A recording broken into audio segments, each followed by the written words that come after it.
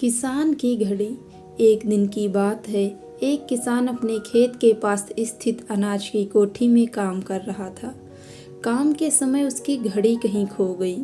वह घड़ी उसके पिता द्वारा उसे उपहार में दी गई थी, इस कारण उससे उसका भावनात्मक लगाव था। उसने वह घड़ी ढूंढने की बहुत कोशिश की, कोठी का हर कोना छान मारा, लेकिन घड़ी नहीं मिली। हताश होकर वह कोठी से बाहर आ गया। वहां उसने देखा कि कुछ बच्चे खेल रहे हैं। उसने बच्चों को पास बुलाकर उन्हें अपने पिता की घड़ी खोजने का काम सौंपा। घड़ी ढूंढ निकालने वाले को इनाम देने की घोषणा भी की। इनाम के लालच में बच्चे तुरंत मान गए। कोठी के अंदर जाकर बच्चे घड़ी की खोज में लग गए। इधर उधर यहाँ वहाँ हर जगह खोजने पर भी घड़ी नहीं मिल पाई। बच्चे थक गए और उन्होंने हार मान ली। किसान ने अब घड़ी मिलने की आस खो दी। बच्चों के जाने के बाद वह कोठी में उदास बैठा था। तभी एक बच्चा वापस आया और किसान से बोला कि वह एक बार फिर से घड़ी ढूंढने की कोशिश करना चाहता है। किसान ने हामी भर दी।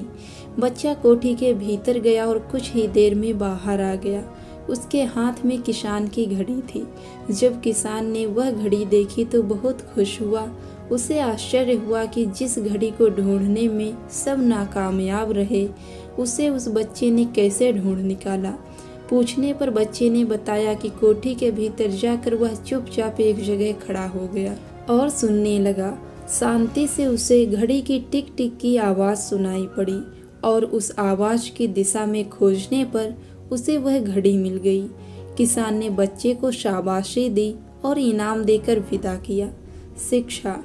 शांति हमारे मन और मस्तिष्क को एकाग्र करती है और यह एकाग्र मन स्थिति जीवन की दिशा निर्धारित करने में सहायक है।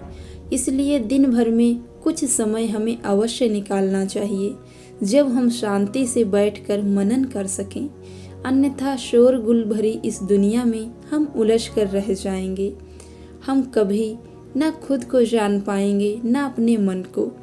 बस दुनिया की भेड़ चाल में चलते चले जाएंगे। जब आँख खुलेगी तो बस पछतावा होगा कि जीवन की ये दिशा हमने कैसे निर्धारित कर ली। हम चाहते तो कुछ और थे, जबकि वास्तव में हमने तो वही किया जो दुनिया ने कहा। अपने मन की बात सुनने का तो हमने समय ही नहीं निकाला। सदैव प्रसन्न रहिए। जो प्राप्त है पर्याप्त है। जिसका मन मस्त है उसके पास समस्त है। प्रेम से बोलिए जय श्री राधे कृष्ण। धन्यवाद।